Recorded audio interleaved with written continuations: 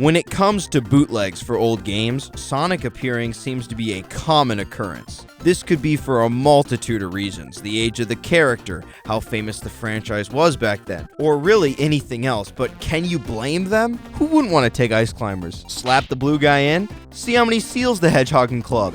Sounds like a great time. Did I just read that? Anyway, here are 5 pieces of the original, but no less cancerous, form of Sonic fanfiction.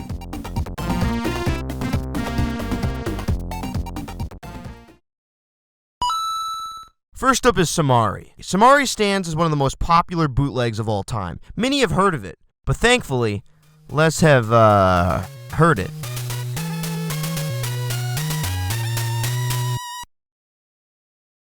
As you could have guessed by the name, Samari is a combination of Sonic and Mario, which has Mario jumping around like Sonic would in a recreation of the first Sonic game.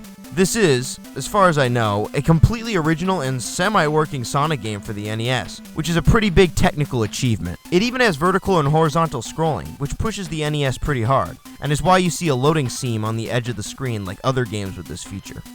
But sadly, all of this goes to waste because of controls that are weak and slippery, some pretty glaring mechanical issues, and seeing Mario like this is... it's unsettling. 3 out of 5 for effort. Moving on is the simply enough named Sonic the Hedgehog for NES. This one is nothing more than a hack of Samari, but it polishes the original so well that it's worth talking about on its own. The hack fixes bugs, makes the music actually bearable,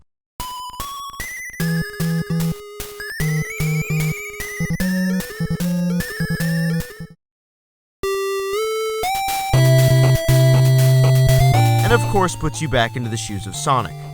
Not only does this show how complete the Samari levels were, you know, now that you can actually play them, but it's also a complete execution of the seemingly impossible task that is getting Sonic to run on 8-bit hardware. There were Sonic games on the Game Gear, but they were more or less different games that shared a common name, whereas this is a complete 8-bit recreation of the original Genesis title. It works as well as you could imagine, considering the limitations. And it's amazing how some smallish fixes turn this from a curiosity into a decent game. Sonic Jam 6, insert joke about the previous 5 Sonic Jams here, is the antithesis of Samari, being a Mario game where Sonic takes the leading role and... yeah, I'm not feeling this one. It feels really flimsy and unfinished. I guess Red Sonic is Sonic without the Super Mushroom, but that doesn't make any sense. Why not just make him smaller? This is a Mario game, right? I know Sonic never does that normally, but Mario over here is being polite. You don't see him complaining. What's with bootlegs and terrible controls? Maybe it's just me at this point. The physics are terrible, with the gravity being unusually high, even for the game it's based off of. It's just painful to play this one. 2 out of 5. But there's always worse, and its name is Sonic 3D Blast 5.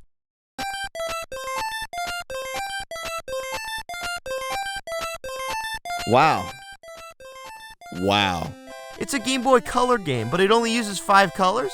And none of them make sense either. It's like if someone dumped a box of crayons on the floor and was just like...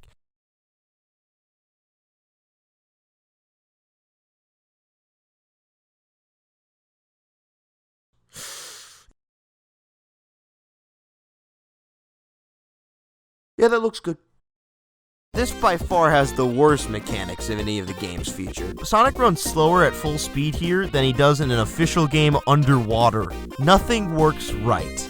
I didn't even clear level 1, and there isn't any grace period after hits, so this happens. A lot. Yeah, but at least the boy, he styles on every guy he stomps on, so it's the little things that make it all worth it. Yeah, not really. 1 out of 5. And finally, we have World Heroes 2. And let me tell you, this is the Smash Bros. Before there ever was one. It's got an all-star lineup. You got Sonic, you got Ryu, you got DeviantArt Bowser, and you got Goku. So all the video game greats are in this collection. Unironically, whoever made this game put a lot of effort into it, as it looks entirely original. It's not technically a Sonic hack, it's got more characters than that, but hey, it's not terrible. Bison's looking pretty good, Sonic looks okay except for his eyes, and this guy's got a little Freddie Mercury thing going on. He's like, you know, he's like, choo-choo. Yeah, that's not the sound he makes. But then the sense that this is a competent product made by competent people is broken by midlife crisis Mario, who I'm assuming is based off the movie adaptation.